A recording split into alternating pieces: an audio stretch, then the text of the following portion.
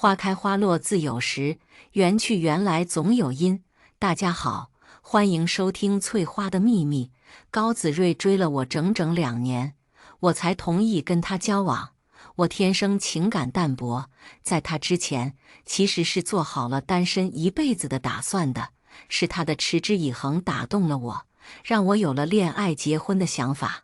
我和他交往了2年半，在25岁这年，我同意了他的求婚。他开心到抱着我在广场上转圈圈，跟我保证说：“老婆，我会一辈子对你好。”我信了。所以哪怕他的家庭条件与我家相差甚远，哪怕他无法为我办一场华丽的婚宴，要求一切从简，我都没有在意。我想的是，他没有的我都有，只要他爱我就够了。我以为自己嫁给了爱情，对所有的不公平都甘之如饴。所以说，女人一旦相信爱情，就会被爱情蒙蔽双眼。此刻再回想当初的事，很多事情都已经出现端倪。我们的订婚很简单，2家父母一起吃了个饭，定了日期，谈了简单的彩礼和嫁妆，就定下了结婚日期。我们本来谈好的，高子睿家给9万9的彩礼，婚房我家出，是一套200平的复式楼，再陪嫁一辆迈巴赫和99万现金。吃饭那日，高子睿的父母都一脸喜色，拉着我的手，一口一个好闺女，你就放心嫁到我家来，我们家就一个儿子，以后我们一定拿你当亲闺女疼。我爸妈看他们一家态度好，原本不想让我下嫁的心情也平复了一些。为表心意，当即给高子睿包了一个2万块的大红包。我们家也就这一个女儿，以后咱们就是一家人了，我们也就当多个儿子，一切都好好的。我满心都沉浸在即将嫁给爱情的喜悦当中。谁知第2天，高子睿就来找我哭穷。高子睿坐在我公寓的沙发上，仰起45度角，唉声叹气。我问他怎么了，他看了我一眼，又叹了口气，说自己心里难受。我连忙放下手里的工作，坐在他面前安慰：“怎么了？你跟我说说呢？”然后他就说了：“你知道我爸妈是农民，苦了一辈子，才攒下10几万块钱。我这一结婚，一把就烧干了。我作为儿子，没让他们享福不说，结个婚还让他们这么操心，我这心里实在是过意不去。我想着他爸妈明明比我爸妈还年轻，看着却比我爸妈老了20多岁的样子，也跟他共情起来。我想了想，便跟他说了我的想法。等我们结婚了，就把叔叔阿姨接过来一起住，反正房子够大，我们请保姆伺候他们，让他们享享清福。如果他们不愿意住在城里，就在乡下帮他们盖套新房子，请人去照顾他们，绝不让他们再受苦受累。子睿，你放心，我嫁给了你，他们也是我的爸妈，我一定跟你一起好好孝顺他们的，这是我能想到的最好的办法了。然而他并不满意，支支吾吾的，一直在跟我强调他爸妈有多么不容易。同样的话听多了，心里就有些烦。我耐着性子问他想什么样，他没有感觉到我的情绪和语气都不太好，自顾自地往下说：“兰兰，我是这样想的，我爸妈只有我一个儿子，以后他们的钱都是咱俩的，也不急于这一时都要过来。”我了一声，示意他继续。他满意的笑了，继续说：“所以我想着，彩礼也就是一个形式，要不就先给你6万，行吗？你放心，其他的我私下补给你。我只是不想让我爸妈一把掏出那么多，我看着心疼，我心里多少有些不舒服。转念一想，他这么孝顺，说明人品好，便同意了。左右我也不缺那点钱，可我的退让换来的是他家的变本加厉。订婚后，我们便把拍婚纱照提上了日程。我是自己开工作室的，时间比较自由，但是高子睿是要上班的。我不想耽误他上班，就说等到5·1假期再去拍。他开始答应的好好的，让我先去预定。正好我闺蜜家就有婚纱摄影的业务，我就跟她说好了，就在她家拍。快到5·1时，高子睿带着他妈来到了我的公寓，我有些局促地接待了他们，跟高子睿使眼色，询问他妈来这里做什么。没想到他对我的眼色视而不见，反倒借口要用电脑查东西，躲进了书房里。我只好一个人面对未来婆婆。高子睿他妈笑得跟朵菊花似的，先是对我嘘寒问暖，在我没那么紧张，开始放松警惕后，话锋一转，转到了婚纱照上。兰兰呢？我听阿瑞说，你们明个去拍那什么照片。我点头，是的，阿姨，我们去拍婚纱照。他立马接道，那拍这婚纱照得花多少钱呢？我订的这个套餐原价是6万6的，但是我和闺蜜从小玩到大，她结婚时我送了她一套私人定制的婚纱，价值20万以上，所以我这次拍摄是免费的。我不知道高子睿他妈问这话是什么意思，想着他别是要给我们出钱，就斟酌着说了一个1万1。我话音刚落，高子睿他妈脸色就变了，那张苍老的脸一旦没了笑容，无端觉得有些阴森。咋这么贵呀？兰兰，你也怪妈多嘴，以后你们小两口过日子可不能这么造，只是几张照片而已，哪能就1万1了？这明摆着坑你们小年轻呢。要我说呀，这婚纱照你们就别出去拍了。我家有一个外甥，你该喊他表弟。他说那位表弟就是给人拍照的，让他给我和高子睿拍2张就行了。他还说成家后就不能再乱花钱了，这钱要存起来，给他以后的大孙子。他说了很多，我都没有再吭声。我觉得他年纪大了，跟我们年轻人观念不同很正常，我没必要跟他争辩什么，只要高子睿了解我就行了。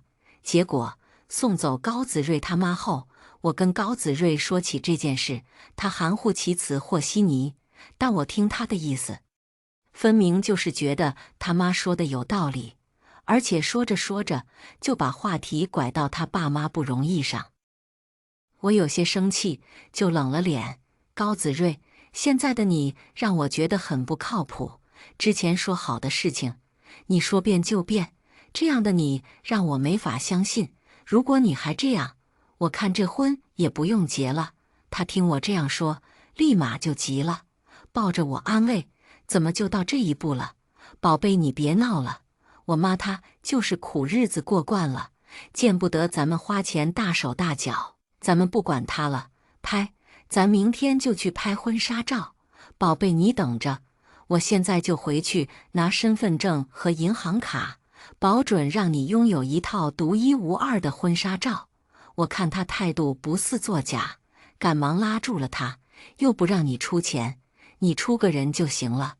傻子，他一听不用他出钱，更加开心了，抱着我说好话，嘴里跟吃了蜜一样，夸得我心花怒放，把之前那点不愉快也抛到了脑后。婚礼定在10月，期间我们也因为这样那样的事情闹了一些矛盾，比如他突然提出想先同居，还开玩笑似的说，要是我能在婚礼前怀个孩子就好了。我不喜欢他说这样的话，我爸妈一直教我，如果有男人试图先让我怀孕，那这个男人10有8九就是渣男。因为真爱你的人就会绝对的尊重你，不会提这种为难你的要求。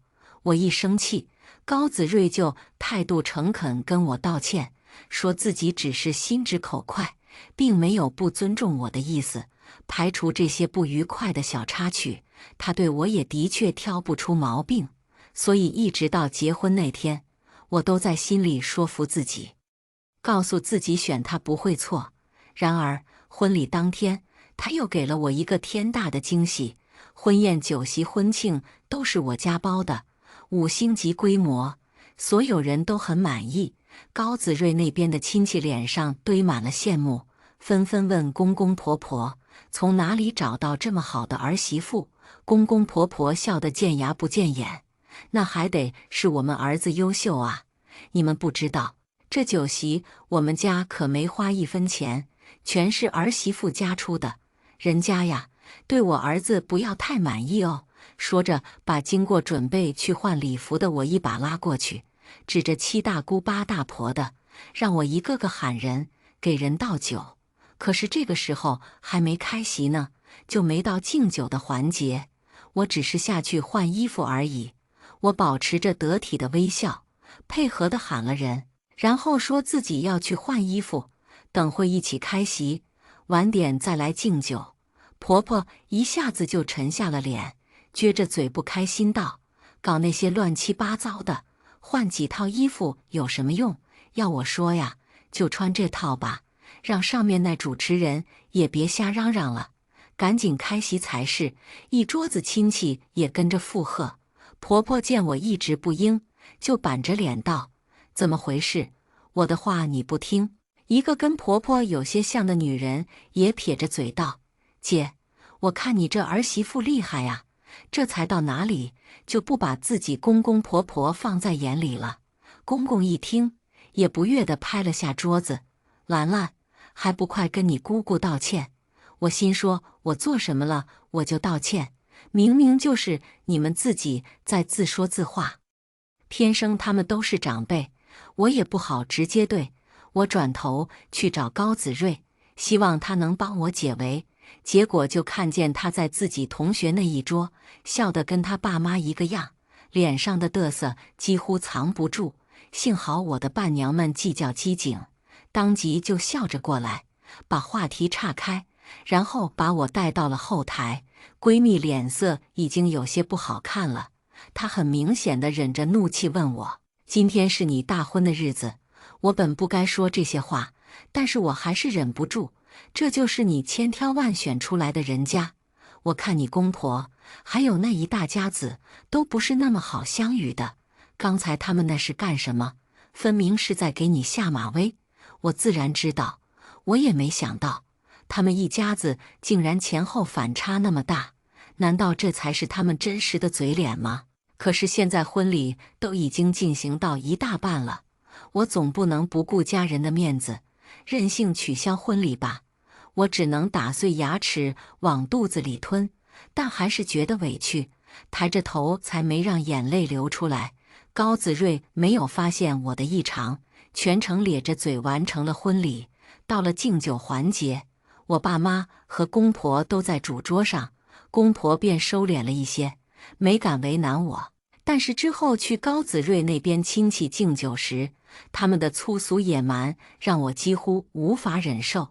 敬酒到高子睿叔伯堂兄弟那一桌，他们的目光在我身上肆意地打量，其中的不怀好意，宛若实质。我忍着不舒服给他们倒酒，他们却不停地移动酒杯，嘴里发出斗狗似的声音：“咦耶，啧啧啧。”倒了半天，酒洒了不少，但是一点都没倒进杯子。我有些受不了了，就看向高子睿，指望他管管这些个亲戚，让他们别闹。谁想他竟然跟着他们一起起哄，命令我快给咱哥倒上。磨叽啥呢？我没动，心里已经在想，如果就这样走人，会不会太对不起我爸妈？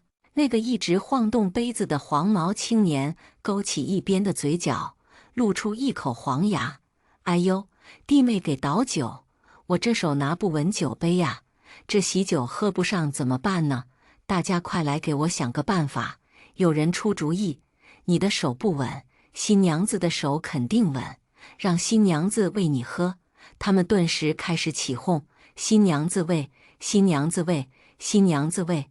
这边的动静把闺蜜和伴娘引来了，闺蜜赶紧过来挡在我身边，忍着怒气对他们道：“我们兰兰脸皮薄，经不住闹，各位叔叔伯伯哥哥们就别欺负我家兰兰了。”他们并不买账。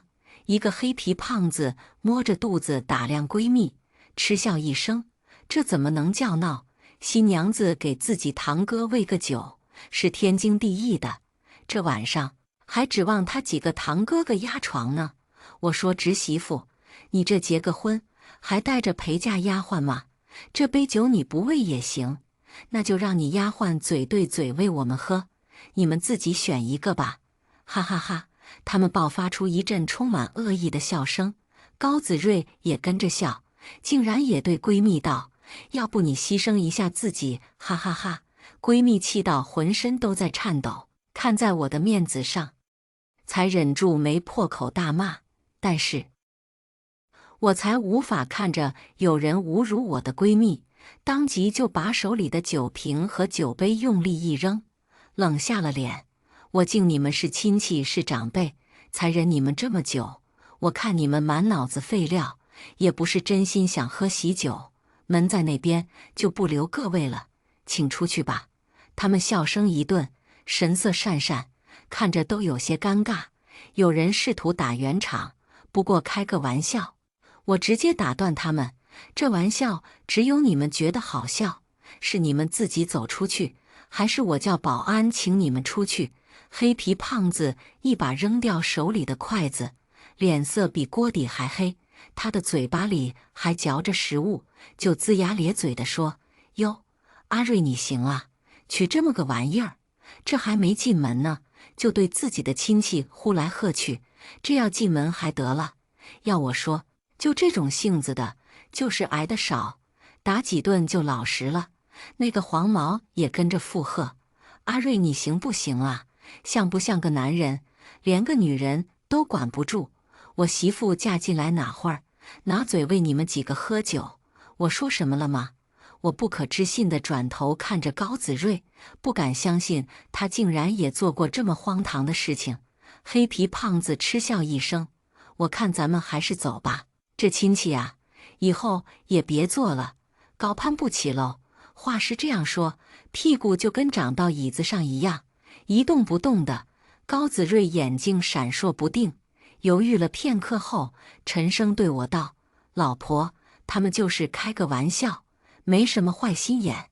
这样，你陪他们喝个酒道个歉，这事儿就算过了。”我闺蜜忍不住为我出头：“高子睿，你没搞错吧？你让兰兰跟他们道歉。”高子睿一听我闺蜜说话，顿时就阴沉了脸，怒瞪着她低吼道：“杨苗苗，你闭嘴行吗？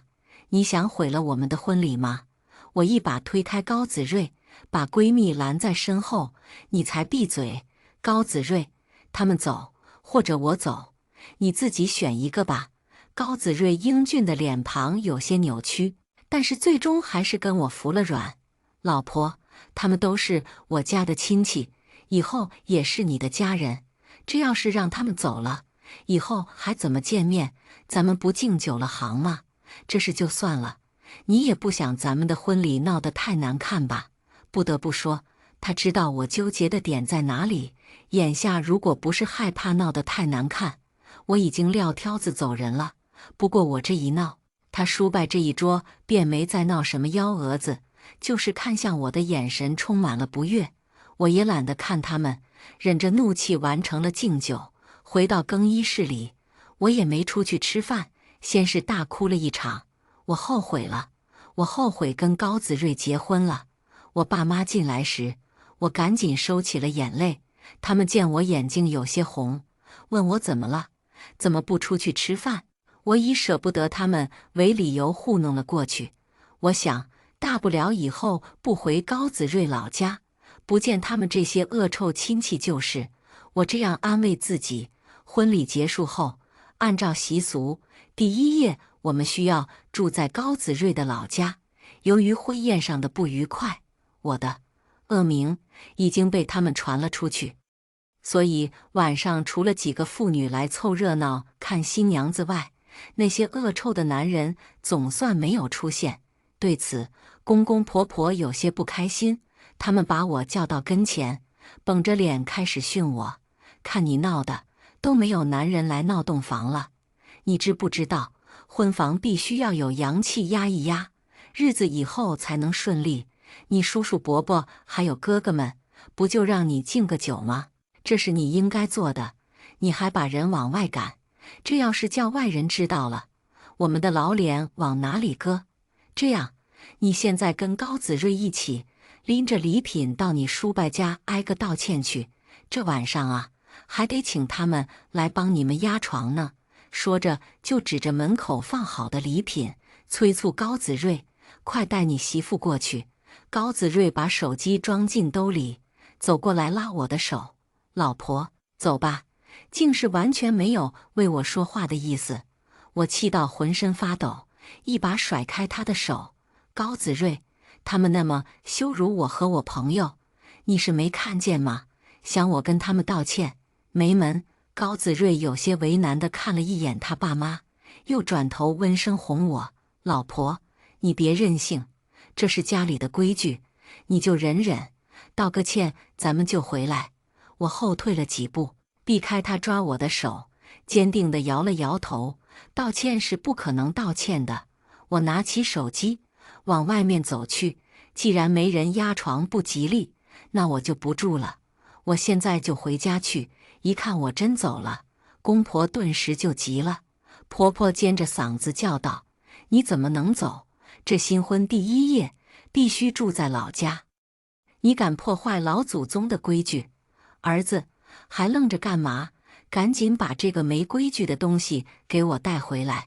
公公则双手合十，对着中堂作揖：“老祖宗啊，我们这是造了什么孽，娶回来这么一个不懂规矩的东西？老祖宗不要怪罪，我这就让他跪下来给祖宗磕头赔罪。我是被他们压在地上的。”婆婆按着我的肩膀，公公狠踹我的膝弯，强迫我跪倒在地上：“快给老祖宗磕3个响头，求老祖宗莫要怪罪。”我用力挣扎，大声道：“那是你们的老祖宗，跟我有什么关系？”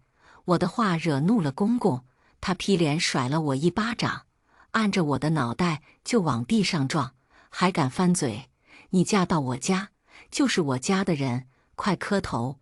我凄厉地叫喊着，喊高子睿救我。余光里看见他转过了头，摸出了兜里的手机继续刷，完全不顾我的死活。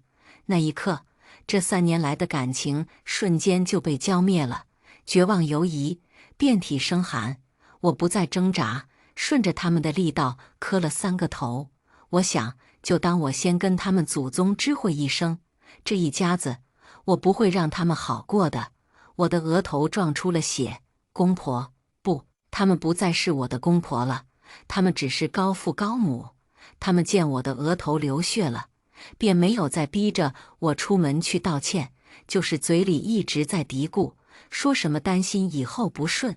最后他们拍板决定，问高子睿堂哥的儿子要了一杯童子尿，泼在了我们的婚床上，说是就当压邪了，还特地嘱咐我一定要睡在那滩尿上。他们把我和高子睿送到婚房后，又恢复了之前慈祥的模样，我都怀疑他们精分。他们离开时，对高子睿使了个眼色，高子睿轻轻点了点头。我没理会他们的小动作。刚才准备出门时，我已经给爸妈打了电话，刚才我的遭遇，他们肯定已经听见了，这会儿一定来接我了。我坐在镜子前，自顾自地把头发散开，然后又重新扎起利落的马尾，换了身便服，顺便换好了运动鞋。高子睿还没反应过来我为什么要换衣服，他讨好地冲我笑：“老婆，这都晚上了，你还换什么衣服鞋子？”说着露出一个邪恶的笑容。我看呐，干脆就不用穿了，反正一会儿还得脱，你说是吧？我冲他笑了一下，在他逐渐放松的表情中问道：“你有什么想对我说的吗？”他眼神闪了闪，摸了摸鼻子，避开了我的视线，犹豫了好一会儿，开始东拉西扯，一会儿问我累不累，一会儿又说家里规矩就是这样，让我不要跟他爸妈计较，一会儿又说以后习惯了就好。说了那么多，就是对我额头上还在流血的伤口视而不见，只字不提，仿佛真的看不见一样。我以前真是瞎了眼，竟然觉得他这个人细心，对我好。事实证明，他只是以前装得好，这是已经结婚了。他料准我是他的人了，就开始原形毕露了。一家子都是如此，今天算是看透了他们真实的嘴脸。我心想，还不算迟，及时止损，还来得及。反正我都要拖延时间，就跟他来了个他问我答。我倒要看看他还能做出什么毁三观的事情来。终于，他没得扯了，终于步入正题。老婆，那个我家给你的彩礼钱，你带过来了吗？哦，原来在这里等着呢。现在他说什么我都不会觉得奇怪了。带着呢。怎么了？他咳了一声，抓了抓耳朵，声音有些含糊道：“那彩礼要不给我吧，我来存着。”我嗤笑一声，明知故问道：“你说什么？我没听清。”这么一会儿时间，他已经给自己做好了心理建设，变得理直气壮起来。就是彩礼，我家不是给了你6万彩礼吗？你把钱给我，我先存起来。说着眼睛一亮，舔了舔嘴唇道：“你家陪嫁的99万呢？带过来没有？带过来的话，就一起给我吧，我一起存。”我忍不住笑了，不无讽刺：“高子睿，既然是你家给我的彩礼，我自己存就好了，为什么要给你？”他闻言顿了一下，随即就皱起眉头，开始给我洗脑：“这不你都嫁给我了吗？你都是我的人了，还分什么你我？你的不就是我的？快别说了，先把钱给我。”他自己已经忍不住去拎我的行李箱了，放倒后问我密码是多少，如此的迫不及待。看来那6万块放在我身上，他们抓心挠肝啊。这时候，我的手机开始了震动，我拿出来看了看，是我爸的电话，外面也传来的车的声音。我知道我爸到了。我没有接电话，而是打来了摄像头，对着高子睿说：“高子睿，别抠了，这6万彩礼我退还给你。”他满意的笑了，催促道：“那你快点。”我蹲下打开行李箱，把里头的钱拿出来甩到床上，他立马就扑过去拿在手里，护在怀里。我接着道：“彩礼已经退你了，你这人我也退了。高子睿，你我到此为止。”说完，我拎着行李箱转身就走。他一愣，立马就向前来追我。跑动的时候，怀里的钱掉了，又赶急去捡钱。这一耽搁，我已经开门走了出去。我几乎是跑着出去的，身后传来高子睿的大喊：“爸妈，快点！我媳妇跑了！”高父高母光着膀子就往外追，可惜他们哪能跑过年轻的我。等他们追到大门口，我已经上车了。等待他们的是10几个穿黑色西装的高大的保镖，他们一缩脖子，屁都没敢放一个。我爸站在保镖中间，黑着脸看着他们。今日这场婚礼，就当我请你们一家子吃了顿好的，至于这亲事，就当没有存在过。反正这证也没领，倒也省去了离婚的麻烦。接下来，关于你们对我女儿造成的故意伤害，我会让我家的律师跟你们好好谈谈的。说完，转身就上了车，任由高父高母在底下叫唤。这时，高子睿终于藏好了钱奔出来，他跟死了爹爸似的大声叫喊：“老婆，你这是做什么？你都已经嫁给我了，你怎么能走呢？”我看都不愿意再看他一眼，抱着我妈默默流泪，为自己所托非人，也为自己曾经眼瞎，更为自己及时止损。我妈看着我额头上的伤口，心疼的眼泪直掉。天杀的，这才结婚第1天，他们就敢这么对你，我不会放过他们的。老婆，你不能这样走，咱们婚礼都已经办了，你走了，你让我以后怎么见人？他扑到车前，拍打脖子，急得脸红脖子粗的。我爸一声令下，开车。他敢拦，直接撞上去，撞死我赔钱。司机一踩油门，高子睿怂了，屁滚尿流地滚到了一边，车子渐行渐远。我渐渐哭出了声音，最后放声大哭，似要将心里的委屈都哭出来。我妈无声地抱着我安慰，我爸则安静地等我哭完，才开口道：“这个时候清醒还不晚，不过是认错了一个人，没什么值得伤心的。有你爸我在，以后不愁找不到好男人。”哭完就擦干眼泪，养好身体，爸亲自给你找一个上门女婿。我在家里窝了3天，总是蔫蔫的提不起精神。闺蜜杨苗苗特地推了和她老公的旅游过来陪我，她一脸的恨铁不成钢，骂我不知反抗，骂完后又自己反驳自己。我真是傻，他们3个人，你就你自己，怎么反抗？说着又把我揉他怀里。我的小可怜，幸好这伤口不深，这要是毁容了，咱高低得告他个家破人亡。我失笑，拍了他一下。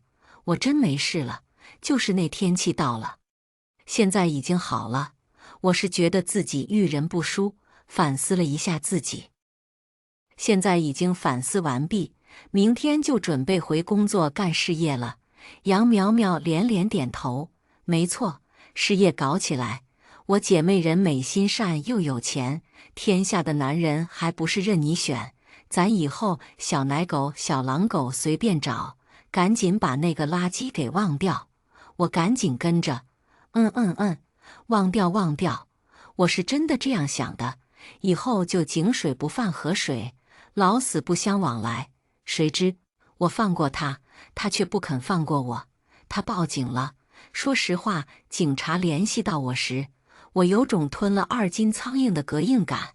我和我爸妈一起来到了警局，刚到里面就看见高子睿一家3口整整齐齐地在那坐着，一看我们过来，就指着我们大声嚷嚷：“警官，你们看，那女人就是我儿媳妇，婚礼都办了，她人跑了。他们结婚的时候，我们可是请了村里的好些人，现在她就这样跑了，让我们的面子往哪放？警官，你们一定要给我们做主啊！今天他家必须给我们一个说法。”我妈最先忍不了的，她这些年收敛不少的脾气，一下子就被激了出来，指着高母的鼻子破口大骂：“见过不要脸的，没见过你们这么不要脸的！这婚事怎么没的？你们心里没点逼数吗？要说法是吧？我还想说呢，我女儿刚嫁过去，你们就敢打她？警官们，你们也听听看评评理。我女儿她刚到他们家，这2个老不死的就把我女儿打得头破血流的，还要将那6万块的彩礼要回去。合着我好好一个女儿，到他家竟受罪了是吧？今日是得要个说法。这说法是你家给我家，就先说这个婚礼，除了那6万块，你们有花过1分钱吗？今日既然你们找来，那这钱我们也不能白花了，你们就还给我们吧。高母一听，那还了得，当即拍着大腿哭起来了。我们凭什么给你钱？那是你们自愿花的。我们今日过来，也不是谈这个事，你们不要岔开话题。我妈啧了一声，叉着腰道：“来，让我听听你继续废。你想谈什么事？我女儿和你儿子也没领结婚证，你们不当人，我们可还有心，不会把自己女儿推到你家受苦。这婚事就当没有过，你们也不要急，律师马上就到，他会找你们好好谈的。”高母一听有律师，就有些怂了，他用胳膊肘撞了高父几下，示意他来说。高父绷着一张脸道：“我们也没说别的，就说2个孩子的婚事不能就这么算了，不然你们这就叫骗婚，我们可以告你们的。”我爸一把拉过开始撸袖子的我妈，沉声道：“去告！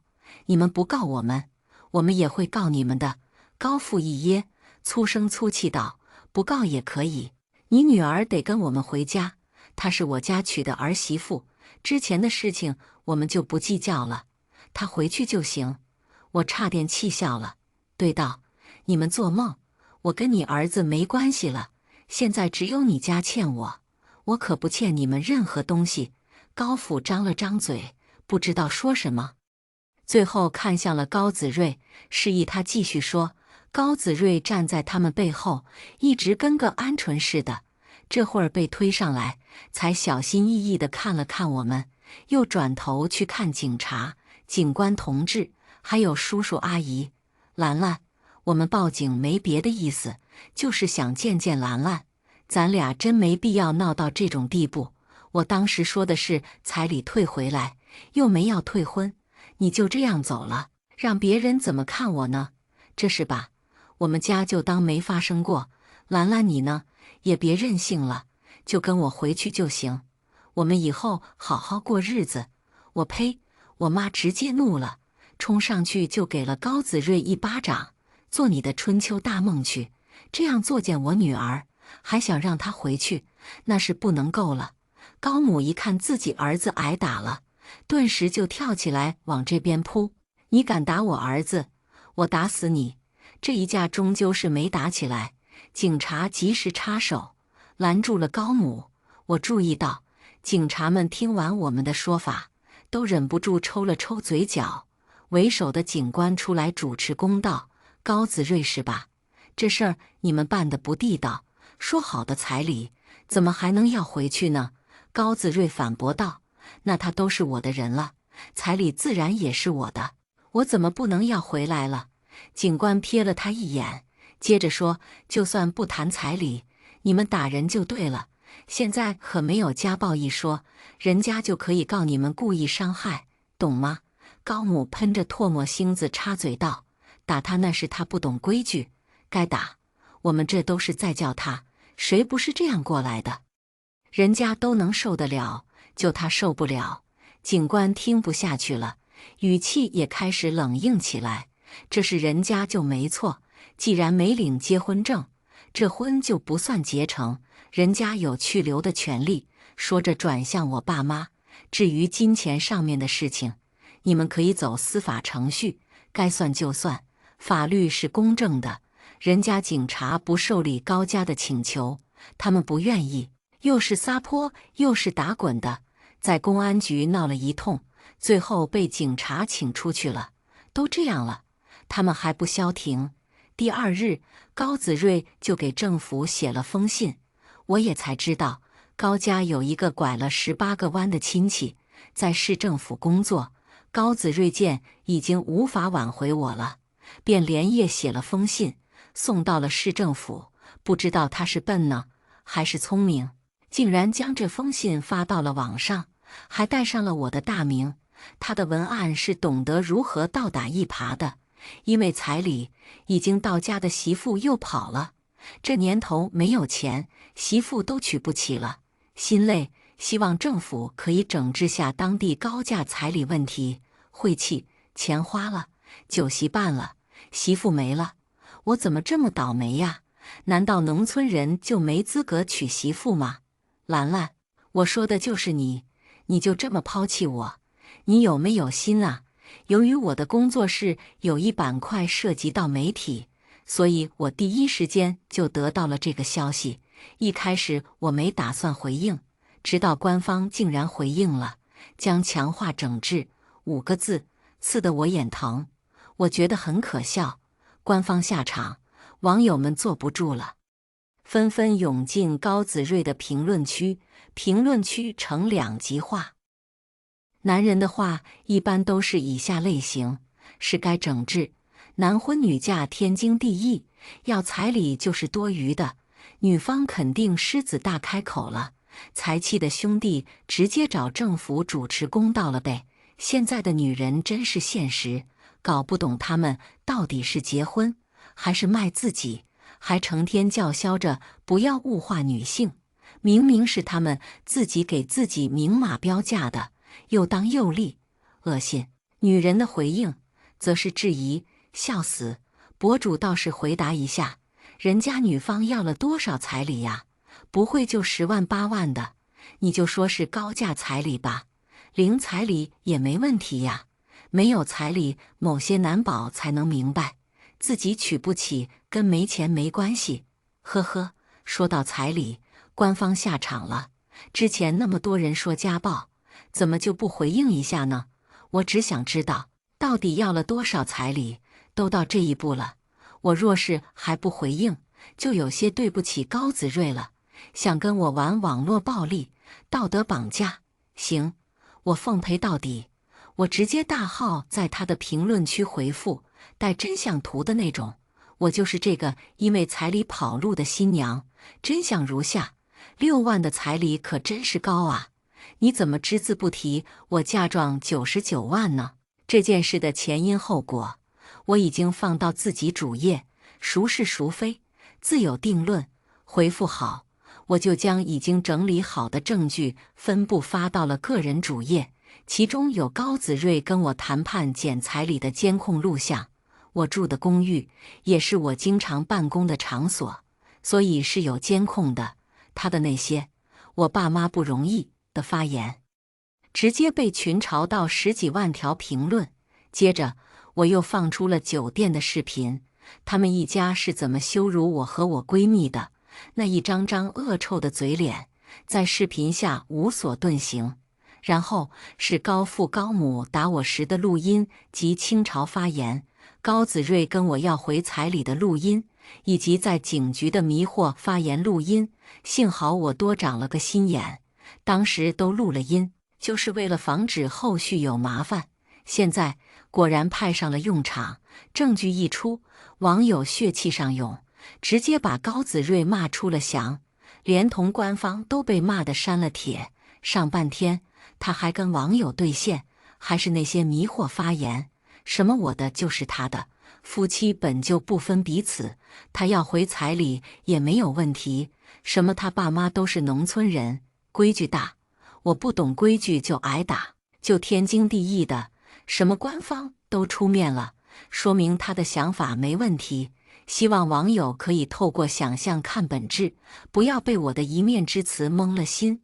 一番言论下来，原本支持他的男人为他发言的都变少了。不过一天，他就被喷到灰溜溜的删了帖子，接着他的信息就发到了我手机上，是我大意，竟然忘记拉黑他另一个号码。他是这样说的：现在大家都在骂我，你满意了吗？你是不是以为你赢了？我告诉你，咱们可是举行过婚礼的，在别人眼里，你我就是夫妻，你离开我，你就是二婚，你一个二婚的女人，我就看除了我，还有没有其他男人愿意要你？你现在回来跟我认错，我还能勉强接受你，以后再想回头找我，我都不会要你了。说话，我给你积婚，你最好珍惜。我直接截图，主页上又多了一条帖子，我发了一段话：我错了，我有眼无珠，我识人不清，我眼瞎，我心盲，我才找了个这么个玩意儿。我深刻地反省自己，反思错误，争取以后擦亮眼睛。真诚地希望各位兄弟姐妹能以我为借鉴，不要被简单的好蒙蔽双眼。另外，以保留证据，以报警，希望法律可以整治一下空口无凭的诽谤罪。只是网暴还不够，他只要关上网，这是对他没一点影响。我必须要他付出实实在在的代价才行。高子睿所在的公司是我舅舅家的，当初他刚毕业，我看他找工作辛苦，就给他走了个后门，把他安排到我舅舅家公司里。我舅舅看在我的面子上，给了他几个大单子，这才有他几年的风光。现在嘛，不好意思，我记仇，这份工作他是干不下去了，甚至每等我主动提，舅舅就帮我出了这个气。寻来几个错处，加上他日常迟到早退和这次的恶劣影响，直接给他辞退了。高子睿本想劳动仲裁，结果我舅舅直接先起诉了他，说他给公司造成了严重影响。